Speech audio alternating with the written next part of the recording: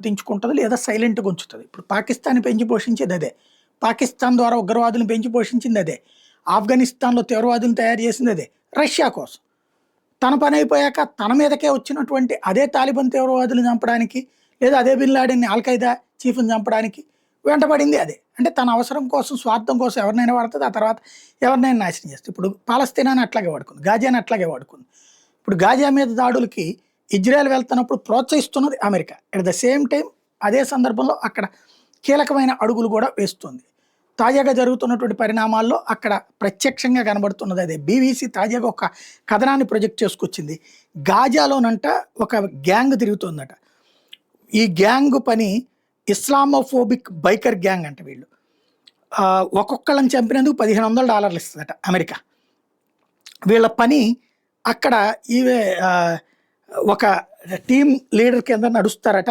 Lorry జే rod జారెట్ అనేటటువంటి వ్యక్తి ఆధ్వర్యంలో వీళ్ళు ఒక సంస్థ పెట్టి మరి నడుపుతున్నారట. ఏదైతే పాలస్తీనా పట్ల అపారమైనటువంటి ప్రేమ ఉన్న వాళ్ళని వీళ్ళు కాల్చి చంపేస్తుంటారట. అది ఆహార శిబిరాల దగ్గరకు వచ్చినప్పుడు ఎట్లాగా. ఎందుకంటే ఇప్పుడు పైనుంచి దాడులు చేస్తే అనేక మంది సాధారణ పౌరులు చచ్చిపోతున్నారు. ఇజ్రాయెల్ పరువు పోతుంది.